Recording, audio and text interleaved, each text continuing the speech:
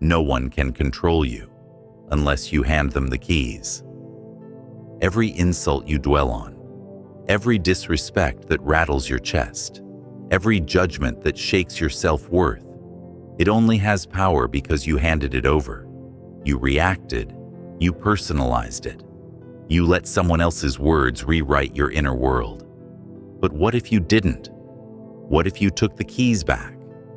What if you mastered the one thing no one, not your boss, not your ex, not a stranger on the street, can ever take from you? This is the essence of Stoic power. Not cold detachment, not emotionless existence, but self-command, emotional sovereignty, the ability to choose your response instead of being yanked around by every chaotic wind. Because once you understand this, once it truly clicks, something unshakable awakens in you. You stop being a puppet. You stop being bait for other people's dysfunction. You stop reacting to life and start directing it. Marcus Aurelius said, "You have power over your mind, not outside events." Realize this, and you will find strength. Real-world stress will come. People will lie, disrespect, manipulate. Life will test you. But here's the shift. You don't have to be triggered by it. When someone tries to push your buttons and there are no buttons to push, that's real freedom. That's real power. And this video is your guide to that power. We'll walk through 7 core Stoic insights that rewire your reactions, rebuild your confidence, and return you to your throne. This isn't theory. This is how you break free from being emotionally hijacked by anything or anyone. So, if you're ready to take back your peace, hit that like button now. Comment below. What used to trigger you the most, and how have you started to overcome it? And don't forget to subscribe to the channel, your weekly source for strength, clarity, and the mindset of the unshakable. This is more than a video. It's a turning point. Let's begin. Number 1. Understand the power of perception. Epictetus said, "It's not what happens to you, but how you react to it that matters." That quote isn't just wisdom, it's a weapon, a shift in perception that can change your entire life. Because the truth is, the insult isn't what hurt you. The words weren't knives until you made them so. The situation didn't overwhelm you until you labeled it as overwhelming. It's never the event, it's the meaning you assign to it that ignites the fire inside you. That's the power of perception. Think about it. 2 people can face the same storm. One breaks down, the other grows stronger. Why? Not because the storm was different, but because their lens was different. Stoicism trains you to take back that lens, to stop seeing through the fog of fear, ego, or insecurity, and instead, look through the eyes of strength. What if every insult became comedy? A clumsy attempt by someone else to pull you off balance? That only reveals their weakness, not yours. What if every interruption became a challenge? A test of your ability to pause, breathe, and remain composed? What if every difficult person was simply a sparring partner, training you in patience, discipline, and unshakable presence? This isn't fantasy. This is mental framing. And it's the first battle you must win if you want to master your emotions. Because here's the truth. You are the gatekeeper of your mind. Nothing gets in without your permission. No insult, no judgment, no chaos. Not unless you open the door and say, "Come in." So, when someone tries to trigger you, pause. Don't react. Don't lash out. Just ask yourself, what story am I telling myself about this? And then change it. Shift the narrative.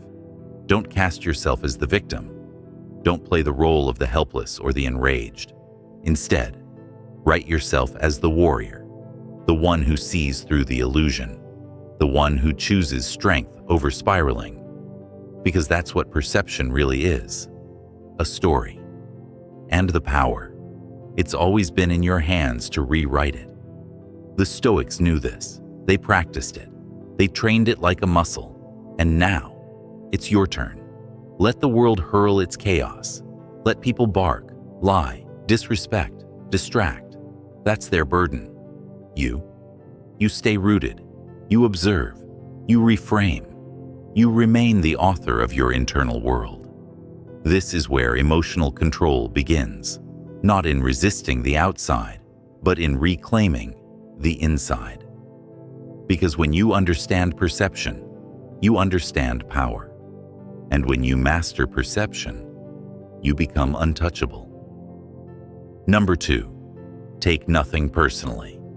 Marcus Aurelius wrote, "You don't have to turn this into something. It doesn't have to upset you." There's a quiet strength in that line, a strength that doesn't need to fight, doesn't need to defend, doesn't need to explain, because it understands this simple truth. Most of what people say and do is about them, not you. When someone lashes out at you, criticizes you, mocks you, it's easy to internalize it, to let it crawl inside your chest and settle there. But the Stoic doesn't do that. The Stoic observes instead of absorbing, because they understand. What you're seeing is a projection, not a revelation. The insult isn't a mirror of your identity. It's a mirror of their pain, their frustration, their inner war. And when you take it personally, you make their issue your prison. But what if you didn't? What if you refused to carry what isn't yours? Imagine someone yelling at a mountain. Does the mountain flinch? Does it shrink? The mountain remains, solid, grounded, unbothered. That's the presence you're aiming for. Not numbness, not arrogance, but inner steadiness. A refusal to let someone else's emotional chaos dictate your internal state. Because here's the truth. When you take things personally, you give strangers access to your nervous system. You give critics authority over your peace. You let their wounds bleed into your mindset. That's not strength. That's surrender. Your emotions are sacred. They are yours to wield with intention, not to hand out to anyone who provokes you. Don't rent out your energy to people who haven't earned your attention. Don't let a momentary insult derail a day, a week, or a life. Not everything deserves a reaction. Not every opinion is a verdict. Sometimes, silence is your best defense.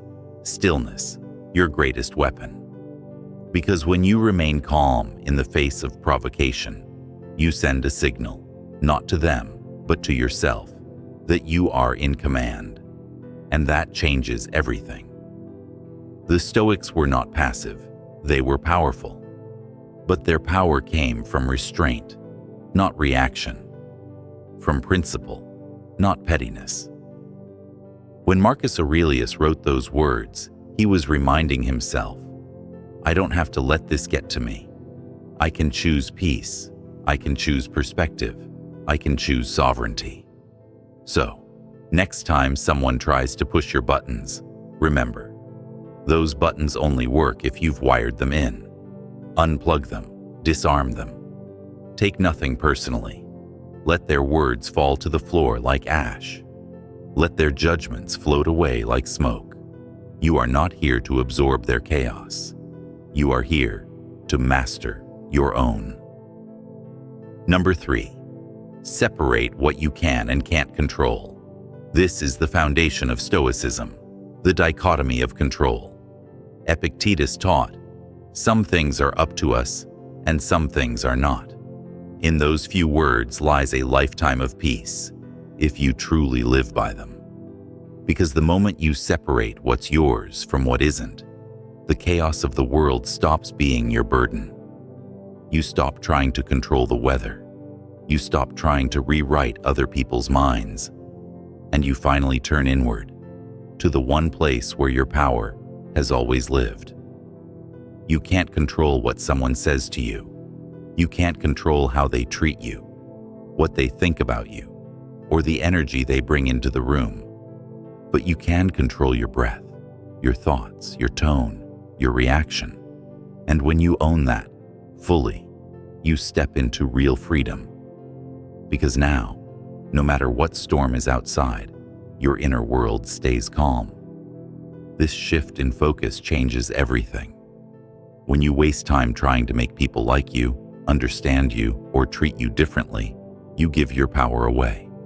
You hand the keys of your peace to someone else. But when you stop chasing external validation and start sharpening your internal response, you rise. You become centered, grounded, untouchable. This is not weakness. This is not passivity. This is strength in its purest form. The strength to remain unmoved by what you don't control and to take full command of what you do. Think of a ship in the ocean. The water around it is unpredictable. Waves crash, winds howl, storms rage. But what keeps the ship upright is not the weather.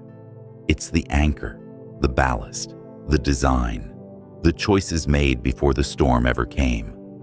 That's your internal world. That's what you shape. That's what you build every single day through discipline, awareness, and clarity. So, the next time you feel triggered by a comment, a tone, a look, pause. Ask yourself, is this within my control? If it's not, let it go. If it is, own it, master it. That's the Stoic way. That's how you stop being yanked around by life. That's how you become the storm, not the debris it scatters. When you fix your gaze on what's within, the noise outside fades, the distractions fall away, and you remember, this is your mind, your life, your peace, your power, and no one can take that from you unless you hand it over. Number 4, practice the pause. Seneca said, "A great mind is one that does not let itself be carried away." And in today's world, where reactions are instant, tempers short, and attention spans even shorter, that quote is more relevant than ever. Most people live like leaves in the wind. They hear something offensive and snap. They feel disrespected and lash out. They get triggered, and immediately, they bleed emotion. But that's not strength. That's slavery to impulse. The Stoic doesn't react. The Stoic responds. And that response begins with the pause. That space between stimulus and reaction is not empty. It is sacred. It's where your power lives. Because in that breath, you interrupt the autopilot. You give yourself a choice. Do I respond with anger or with composure? Do I let this take me over or let it pass through me? When you train yourself to pause, even for a second, you take back command. You override the default emotional program and step into conscious control. That's where wisdom begins. That's where emotional mastery takes root. It's not always easy. Your nervous system wants to fire. Your ego wants to defend. But when you make the pause a habit, something profound starts to happen. You become untouchable. Not because you never feel, but because you've learned how to feel without being ruled. When someone disrespects you, pause. When things don't go your way, pause. When emotions flare up, pause. That pause is your shield. That pause is your sword. Because in that moment, you're no longer a puppet of external chaos. You are the observer, the one who chooses. Over time, that pause becomes longer, sharper, wiser. You begin to see patterns. You stop being surprised. You start anticipating. And suddenly, you're no longer caught in emotional crossfires. You're navigating them with precision. The weak react, the strong reflect, the wise respond. So, let this be your training ground. Every conversation, every challenge, every pressure point, use it. Sharpen your pause. Make it a habit, not just a trick. And in that space, you'll find your calm. In that calm, you'll find your strength. And in that strength, you'll find freedom. Number 5. Know your values. Stand on principles. When you're clear on who you are, you don't flinch when others try to tell you who you should be. You don't chase applause. You don't beg for approval, because your worth is not rented out to the opinions of the crowd. It's rooted in something deeper, your values, your principles. Most people are emotional tumbleweeds, blown around by other people's reactions, desperately trying to be liked, validated, accepted. But the Stoic? The Stoic stands firm, because their compass isn't public opinion, it's personal truth. Marcus Aurelius didn't write for an audience. He wrote to remind himself who he was. And that's your job too, to carve your identity in stone, not sand. When you know what you stand for, you stop reacting to everything that tries to pull you down. Because you're not playing that game. You're not here to win arguments. You're here to live in alignment. So ask yourself, what do I actually value? Is it peace or is it ego? Is it inner clarity or external validation? Do you want to be right or do you want to be free? Because that choice shapes your entire life. Principles are your armor. They are what keep you steady when the world tries to sway you. When someone disrespects you, your principle of patience says, I don't need to match their chaos. When gossip surrounds you, your principle of truth says, I will not participate in weakness. When life tests your boundaries, your principle of self-respect says, this is where I draw the line. This is how the Stoic lives, guided not by feeling, but by philosophy, not by moods, but by meaning. You stop letting every little conflict chip away at your peace, because you know what's more important. You know what's sacred. And here's the reward. You become unshakable. When your identity is forged in values, not vibes. When your direction is driven by inner principle, not outside noise. Then nothing can pull you off course. The world will rage, people will misunderstand you, but that doesn't matter. You're not here to fit in. You're here to stand tall, grounded, focused, calm in the storm, because you know what matters. And once you know that, you can walk forward like a warrior of peace, with fire in your heart and stillness in your soul. Number 6, train emotional endurance daily. Strength doesn't appear when life is smooth. It reveals itself when everything in you wants to break, but you don't. When you hold the line, when you stand still in the fire and choose discipline over drama. That's real power. That's the mark of emotional endurance. And it's not something you're born with. It's something you build. Emotional control isn't a switch you flip. It's a muscle. And like any muscle, it gets stronger through resistance. Every moment you resist the urge to snap, to complain, to spiral, that's a rep. Every time you pause instead of explode, breathe instead of react, reflect instead of lash out, that's you becoming unshakable. Stoicism doesn't promise you a calm world. It teaches you how to become calm within it. And the training ground? It's everywhere. It's the traffic jam that tests your patience. The rude coworker that dares you to lower your standards. The unexpected delay that asks if you'll fold or rise. These are your daily opportunities to sharpen your mind and elevate your spirit. Think of life as a dojo. Every insult is a weight to lift. Every inconvenience is a sparring partner. Every critic is a teacher dressed as an enemy. You don't run from the challenge, you use it. Because comfort doesn't make you strong. Tension does, friction does. Pain, when channeled, forges resilience. And the more you train, the more natural it becomes. You stop being shocked when life gets tough. You start expecting it and preparing for it. You no longer say, why is this happening to me? Instead, you say, this is my training. Let's go. Seneca said, difficulties strengthen the mind, as labor does the body.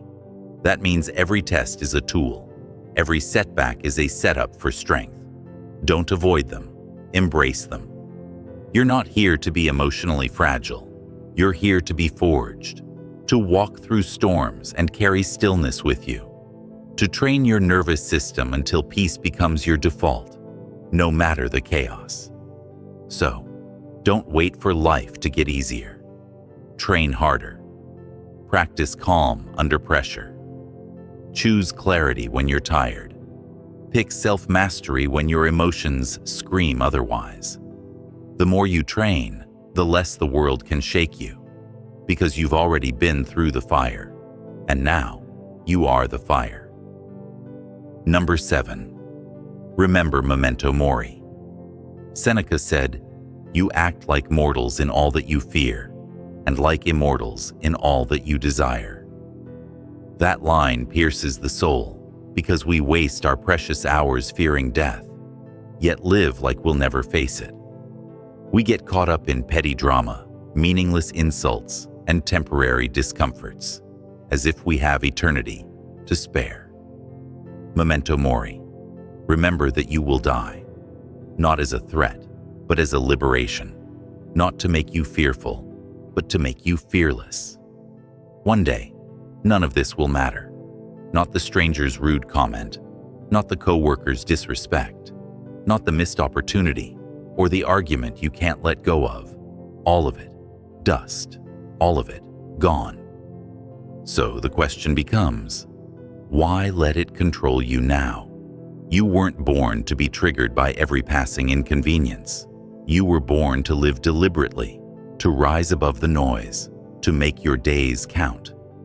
Memento mori reminds you that time is your most limited resource. Every second you spend in anger, resentment, or emotional chaos is a second of life you'll never get back. When you see your time as sacred, you protect your peace like treasure. You stop giving away your energy to people who haven't earned it. You stop explaining yourself to those committed to misunderstanding you.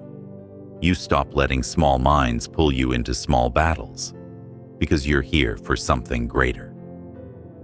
Memento mori means living with urgency, but not panic, with depth, not distraction. You don't chase meaningless validation anymore. You don't try to win every argument.